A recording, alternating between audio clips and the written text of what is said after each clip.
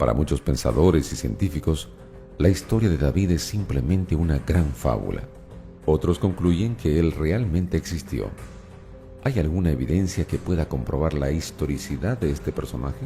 Algunos arqueólogos, así llamados minimalistas, han cuestionado la existencia de David, entre ellos Israel Finkelstein, quien asegura que la ciudad de Jerusalén era solamente una villa durante la época de hierro, 1000 años antes de Cristo, y que no había evidencia de David como tal.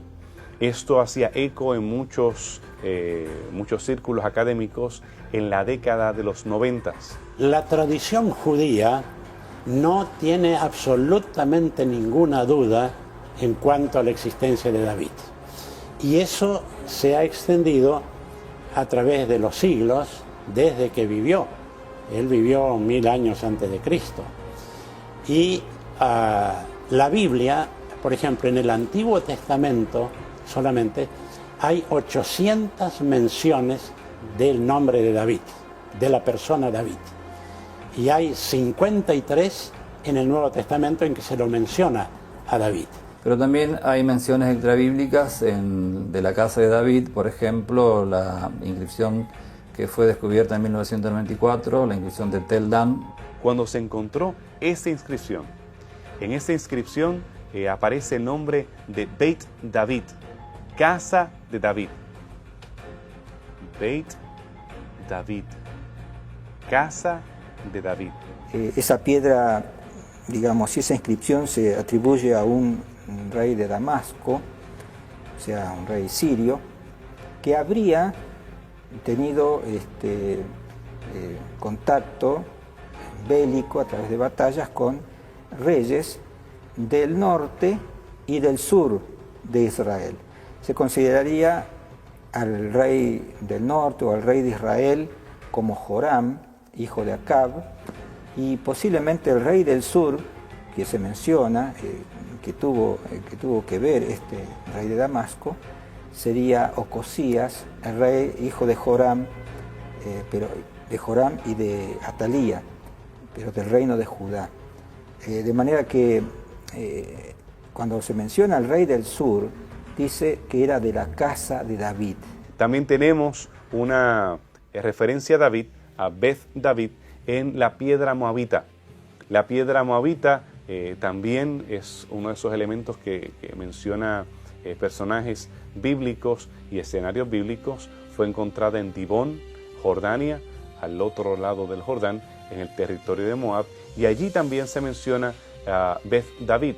No lo podemos ver en la piedra como tal, porque esta piedra, cuando fue encontrada en el siglo XIX, los beduinos, al ver cómo los occidentales estaban tan interesados en esta piedra, pensaban que tenía oro adentro.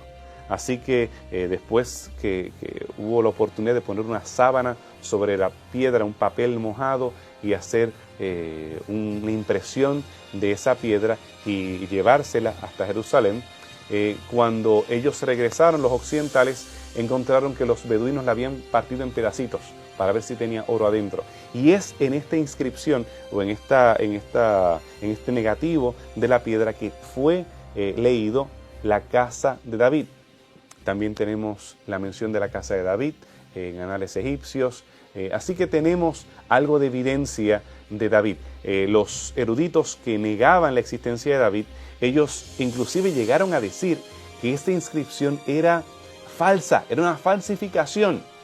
Eso causó gran desconcierto entre aquellos arqueólogos que habían participado de la excavación original y, interesantemente, el año siguiente encontraron una segunda parte de la piedra, in situ, en el lugar, demostrando que la primera piedra no había sido plantada, que las piedras pertenecían a un mismo cuerpo. El resto de la inscripción aramea no fue encontrada.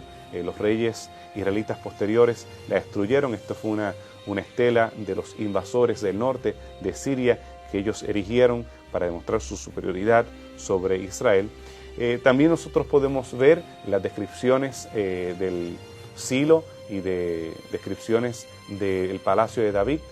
Vemos que hace apenas algunos meses, se encontraron fundamentos de algunas de estas piedras que hacían la entrada del palacio. Así que dentro de la Biblia encontramos la mayor parte de la evidencia histórica de la existencia de David, aunque es un documento netamente propio de una nación, pero de alguna forma en la tierra de Palestina han quedado datos arqueológicos, extrabíblicos, que de alguna forma comprueban y demuestran la existencia de este extraordinario personaje del rey David. ¿Qué se puede decir de la magnitud del reino de Israel en la época de David, según lo describe la Biblia? ¿Existe alguna evidencia que compruebe el apogeo del reino israelita en ese periodo histórico? David fue famoso en muchas áreas. David fue famoso por traer paz al reino que anteriormente estaba en antagonismo. David fue famoso por preparar instrumentos musicales que llenaban de música y de adoración el templo. David fue famoso por escribir salmos. David fue famoso también por extender las fronteras de su reino hasta el mismo Éufrates y hasta el mismo Egipto. ¿Cómo podemos tener evidencia de esto?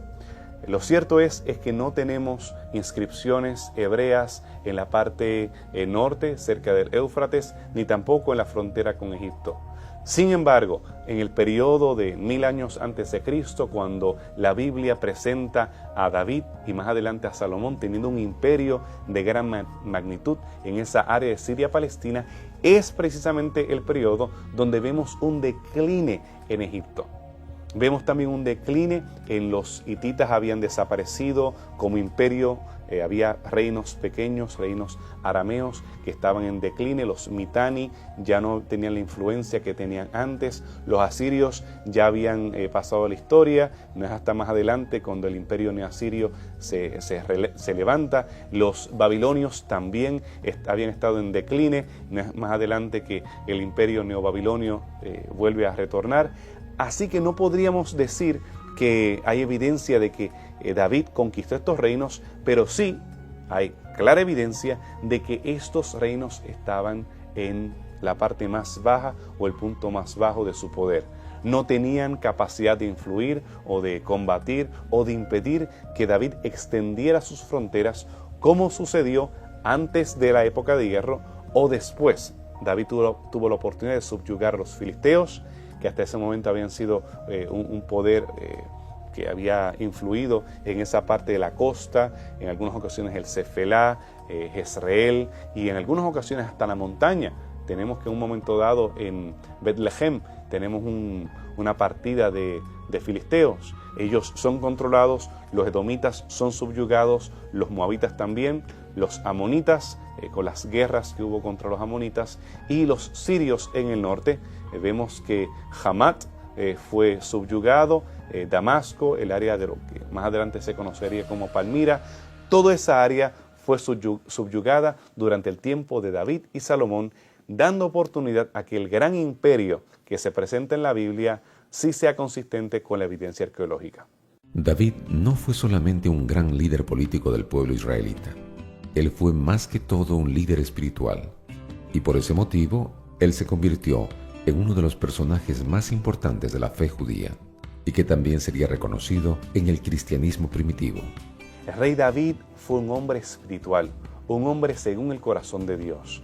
En el libro de Primera de Crónicas se presenta a David teniendo roles sacerdotales, haciendo eco de aquel Melquisedec de antaño que había reinado también sobre Jerusalén. Hablar de la magnitud del reino de David es hablar también del gran legado histórico que él nos dejara a través de su idea con respecto de lo que debía ser la adoración a Dios, el culto, la forma que hoy tiene la iglesia cristiana de adorar, la forma de creer, la forma de interpretar las escrituras, la forma de acercarse a Dios.